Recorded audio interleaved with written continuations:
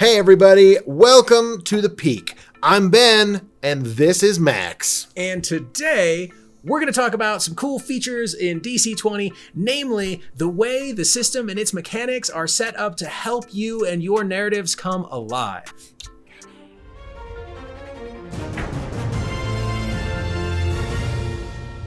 And then, so I guess with all this thinking, it was sort of this new beginnings for the channel. We were switching seats around. We added a new member, and then it sort of became a no-brainer when you brought the idea of, hey, what if we teamed up with Alan and the Dungeon Coach to test out his new system in this new campaign, in this new world. So it was, I don't know, to me it was like, yeah, it makes perfect sense. Of course. I'm sure there are. Because there's some ways, so like you think about one of my favorite parts about DC20, and it's something I was hoping to talk about, was like what he's doing with the talents and what that does for character customization. I imagine if I was running this campaign in 5th edition, I think things might move faster because I'm still learning the DC20 world. But I think combat, I think it would suffer narratively, which I feel like DC20 really does open up the door for more in-depth narrative to your game. I think, and that lends itself into when you get into those crunchy combats, you know, when you've got all these systems and stuff, it leaves a lot of room for description, you know, and I feel like other systems don't necessarily do that. And I think I've said that before, but the room that it leaves for you as a character, as a player. When you say the game would move faster in 5th edition, do you mean combat and like those crunchy mechanics, or do you mean narratively the game would move faster if you were doing this in 5th edition? And that is not to say that combat is slow in this. I think it's much faster in DC20. It's just my learning curve, our collective learning curve is still like... How long have you been playing 5th edition? Yeah, I mean, I imagine for, 5-6 years? When did we start? So switching to something new is never, I mean, you're not going to be fluent in the new language immediately. I would say that it's a mixture of it's not just like attack. Every RPG system has attack, amount of damage you do, and the result, right? Mm-hmm. That's sort of the general way of things, the mechanic, the way it elapses. So I would say that the action economy, which is another thing I wanted to talk about, is DC20, which I think is just it's a far more effective way that the game can be played, I think, because it allows for more interpretation and more freedom, which then I would say connects to, there's more room for narrative. Because if you want to just dump all of your stuff into a super powerful attack and give yourself advantage and do extra damage and, if it's a spell, pump that up. Yes, I agree. Okay. And I love the versatility, and that's something that I also want to talk to you about, but I also don't understand why not rolling damage for attacks leads to more narrative. DC20, I think, has more variety in things that you can do, obviously because of the action economy. Okay. And so therefore that opens up more things to describe rather than action, movement, bonus action. Okay. Right? Okay. So there's just more quantity, right? And I think also more quality, because what we all want is those movie moments, right? I think I do. That's what I want. Bold statement. Okay. Everybody wants what Ben wants. Please, not to continue. Generalize, but everyone ever has always held this opinion. I always think of those just cool moments in movies that you oh, that was so badass. Legolas sliding down the staircase with the trunk of the Oliphant. Sure. I was thinking at Helm's Deep when he's sliding on a shield, shooting his arrows. That's just so stupidly cool. Cool that happens in role-playing games. Okay. But a lot of people maybe have trouble getting into that mindset of describing those things as they happen in combat to give it that cinematic or that epic feel. Maybe not even cinematic is a bad word. No, I think cinematic's a good word, because because to me cinematic, especially in the context of stories, you're really you're bringing the scene to life. DC20 really does encourage you more to describe those things as they happen. One thing that I really like about it, and something that we say a lot, you even talked about leaving space, leaving room, and something that we say a lot internally, and I think this might come from Nick, and correct me if I'm wrong, but the dice tell the best story. And I think my favorite part about DC20 so far is the amount of space that it gives you to co-create with the GM and with the dice that tell the best story to make something that is greater than the sum of its parts. You got to honor those failures. You got to honor those successes. And I think that should be baked into your system. I think DC20 does a good job of celebrating those things. Like a 1 should always be a critical failure, and a 20 should always be a critical success. Now, that within reason, like that doesn't mean you walk in and you say, "Hey, I'm the king now, you," right?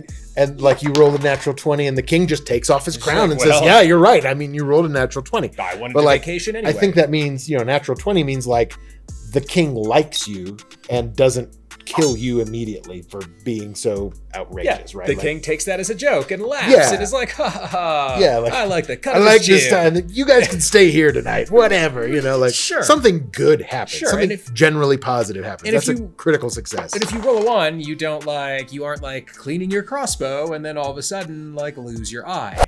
Yeah. Right. Yeah. Right. But like the idea nothing that's going to be like and permanent. Also because that's essentially what's happening around a table. Everyone is coming together to make this cool thing that wouldn't be as good if everybody wasn't involved. And it's not going to be a studio album. It's not going to be perfect. It's not going to have every note played precisely the way that someone wrote it. It's going to be a bunch of friends get together and making something cool. What I love about role-playing games is that team building aspect of it. Like, I don't know if you guys can tell, I wasn't much of an athlete in my younger days. Still am not. Starting our D&D game, joining the D&D game with you guys became sort of, that was my team. Like that. Other than team sports, where do people get to practice teamwork dynamics? Corporate retreats, team building exercise 99. So there we are. Like you can go to a corporate retreat, or you can sit down, or you can play D&D. Yeah, or DC20. You can sit down with your friends. Of course. You are going to have to collaborate with people in your life. There is no question about that. And I think that's one of the strengths of these tabletop games in general. And I think that I really appreciate the talent system for letting characters embrace the story and be changed by the story, which I feel like as a GM has to be satisfying. It's really great to see your players sort of evaluate their strengths and weaknesses as characters and as people, but mostly their characters in the party. They're and we've said this before as well, but we have a 3-person party, and that. You're not going to find a one of every class in this sort of makeup, or even like the essential, the original OG, like fighter, rogue, cleric, wizard, like those. We're already one short. But this system, DC20, what's really cool about it is that you can compensate for that as you level up, and they can be story motivated. They can just be, if you're one of those meta, and I don't think there's anything wrong with that, like seeing where your weaknesses are and bolstering them. Like that's something that real people do. It like, not that there's, dragons and stuff to slay in today's modern society, but figuratively, like you can evaluate your team even at work, right? Like you can sit with your team and people be like, we really don't have a social media guy. We got to get a social media guy. And that's just like adding a cleric to your party. But we did. That's what's unique about this game, without having a specific like, oh, well, then you have to multi-class to do that and you only get some of those things. The talent system, specifically in DC20, lets you can grab a class feature from something that is not your class without having to take a level in that, but you can take a talent to multi-class and then get a class feature. What I appreciate about that is that like whatever pivotal experience, good or bad, your character goes through, like maybe something really bad happens to your guys in the woods, right? And then like someone can grab a talent from the ranger. Like maybe you have some sort of interaction with a deity and that puts someone on a paladin path. Or maybe you find a cool sword and that causes the wizard to be like, I actually want to use swords now. And just the way that you can meet the story where it is, I think is my favorite part about DC20 so far. I think about it from a, broad spectrum, right? Like a whole campaign's worth of stuff. Okay. Like it's fun to play, just roll a character, play a couple of sessions, and like you could do with your home group or whatever. Yeah, but run a module. Yeah, but I always think of like, what's the longevity of this for a character? Like, I don't know why. There's something about bookending it, lowest level to highest level available. This edition, it's still in alpha, so a lot of that stuff's still coming, but I think there's a path forward beyond even level 10, but like level 10 is essentially the equivalent of a 20th level character in D&D. Well, I mean, I know that's where you get your like class capstone, but it's sort of like, I actually had a different read on it thus far. It does go to level 20. Yeah. But after you hit level 10 and you get your capstone in your class, you then pick like one of 3 paths. And I think at that point you just start adding more talents. But I think every class ends at level 10. I mean, for being an alpha, it's actually fairly well fleshed out. Like it's not, and Alan and his team do an awesome job. They're trimming the fat as they go. Mm-hmm. They're refining things. They're making things just so much more functional. I mean, even this is just more refined. This is more thought out. It's a little clearer. Okay. And I think that's what they do a great job of. And the game, I think, essentially plays pretty clean. Like it's not, the combat especially is, I think, is fairly streamlined once you get into it. Like there's always a question of, initiative works a little different. There's a lot that can be done. And so I look forward to watching episode 30 as opposed to episode 10 to see how different it is with, how we are using our action points, like what Will is doing, and just our comfort level with those basics that we've then been able to like layer. I mean, the Kickstarter launches in June, but I don't know. That's going to be interesting. There's still a lot of just material to fill in, right? Like spell books and all, all the magical items and all the other like ancillary things to running a game of this. But like, I know Alan's developing his own setting as well for the DC20 system. Sure. And we've sort of come up with our own homebrew world.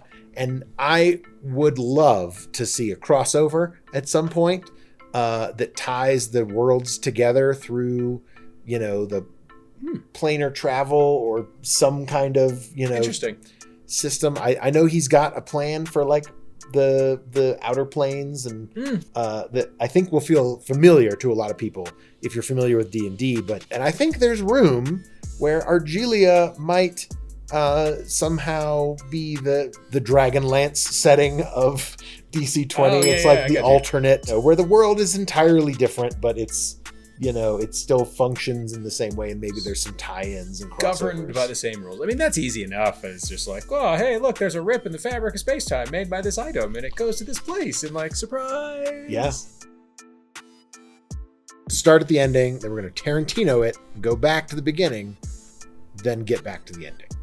But I mean, that's essentially the same thing. So we should film the outro. Hey, thanks for watching, everybody. Hey! This has been great. We talked about some super interesting stuff. Yeah. I didn't anticipate the sudden twist in the middle of it. Neither did I. Who could have thought that... Who would have known that would be part of it? You'll just have to watch the next one to see where it goes from here. So thanks for listening, and we'll see you at the peak. I'm glad you're going to edit this, because it doesn't matter what sort of order. It hurts my brain to think about it already. Oh, yeah? Already? Okay. It'll be fine. Okay. It'll be fine. Okay.